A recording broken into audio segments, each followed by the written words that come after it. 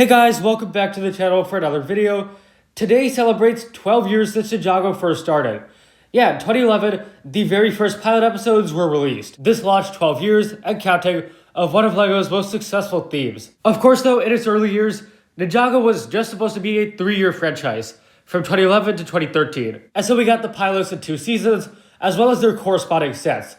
And Ninjago in those years was building up towards this big final battle, which at the time was really appreciated. I started watching this show back in 2012, and the level of hype was unrivaled. I had a lot of friends who watched Ninjago back then, and the final battle especially was so fun to discuss. Of course, for people who watched Season 1, it was the Green Ninja. Also, there was a consistent airing schedule, so it was really fun to come home and anticipate the next episode. Ninjago's peak definitely came later, but if the show had ended here, it still would have been very good. However, it was the decision to renew Ninjago that made the theme truly special.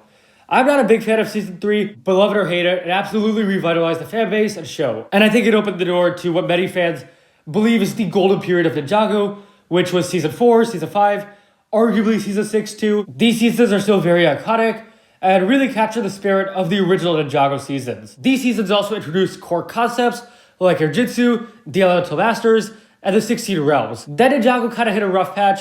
Day of the Departed is still pretty controversial, and Hands of Time, I feel, is the worst Ninjago season. But then we got the movie, which is a pretty mixed movie, I feel like, in terms of its reception.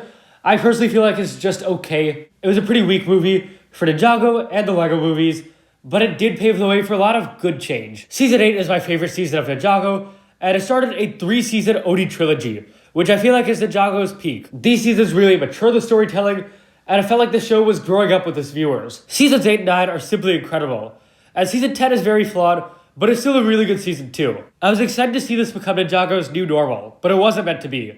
Season 11 was a new series, and it was a very rocky transition. This season was despised when it came out, including by myself. But since then, public opinion has improved. It is still, however, a very controversial season. Season 12 isn't fantastic, but it definitely reassured critics of Season 11. And Season 13 is a fan favorite season for sure. It was the long-awaited Cole season, and handled his character perfectly. And then we got Season 14, except we didn't. The island isn't very significant, but its biggest contribution to Ninjago is probably messing up the season numbering. The real Season 14 was excellent.